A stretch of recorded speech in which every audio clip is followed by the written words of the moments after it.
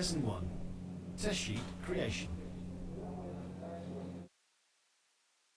In our scenario, you, as an automation specialist, have been tasked with testing the shirt size field.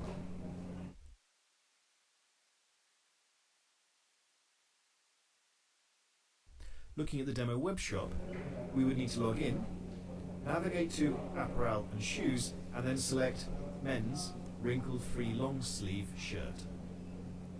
If we want to add this shirt to the shopping cart, we have to choose a size. This is the functionality we need to test. To do this, you will need to design tests to check that all the sizes are available. In other words, checking that all the valid options work.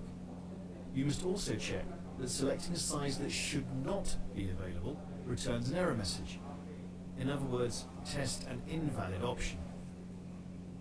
Therefore, we will also try to order a size that is not available and verify what the result is. To have an overview of what we need to test and to have a central repository for our test data, we are going to create a test sheet. This makes it much easier to maintain and later automate the process of using that data in the test cases. In this section, we're going to look at creating a test sheet. By the end of this lesson, you'll be able to understand the basic concepts behind test sheets, identify the differences between attributes and instances, and create a test sheet from scratch. A test sheet is the basic framework of test case design. It consists of attributes and instances which have their own values. These elements, in a structured way, specify the different combinations of the different test cases.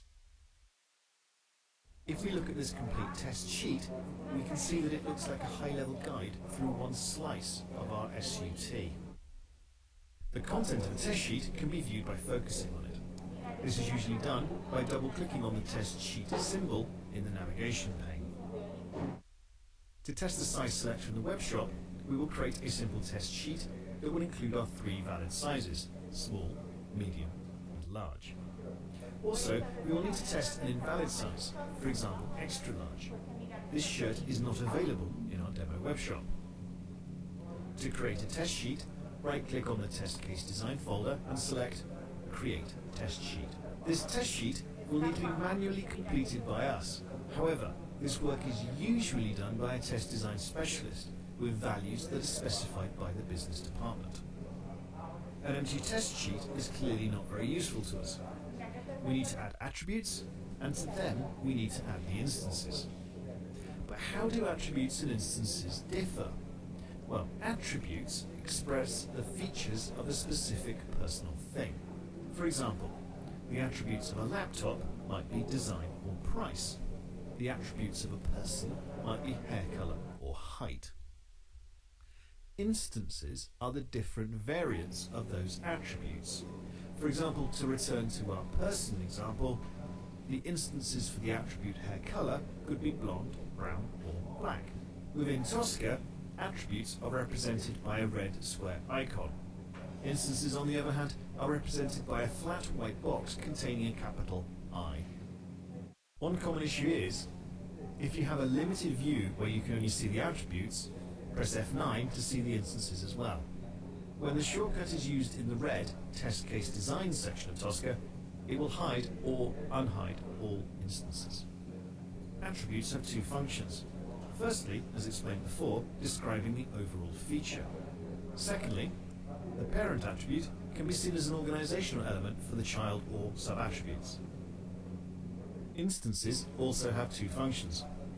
They can be placed on the test sheet level, where they represent the individual test cases, or also under attributes, where they represent the variant of the attribute to which they are attached.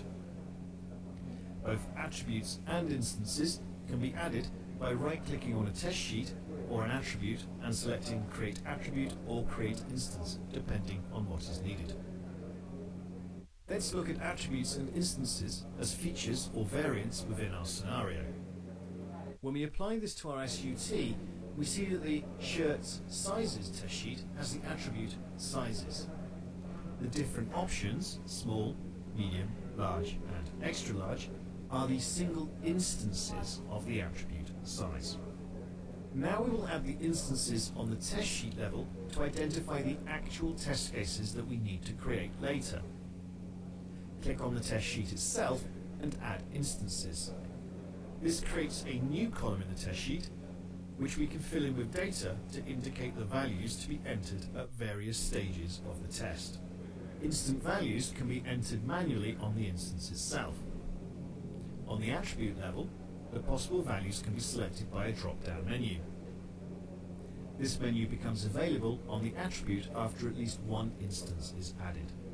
Notice that the first column on the left is called Valid Values. In our test sheet, the Valid Values column is considered the most important, most frequently used, or easiest path with the least dependencies. You may be familiar with the term happy path, which is similar to this concept. In Tosca terminology, this column is referred to as the straight-through. The final test sheet contains 3 valid instance columns, with the 3 possible options for sizes, and a 4th one with an invalid option, extra large. These instance columns will become the test cases to create. There is an important distinction to be made between invalid instances and a failed test case. A test case fails when the values we are trying to verify are different from the values expected in the system under test. An invalid instance just indicates that the test case should be verifying that the correct error message is shown when an invalid value is entered. So the SUT recognizes when something is incorrect. As we expect the error message to appear, the test case will pass if this appears correctly. However, this test case would fail if we are able to order a shirt in a size that is not available. Our test sheet is now ready to be used.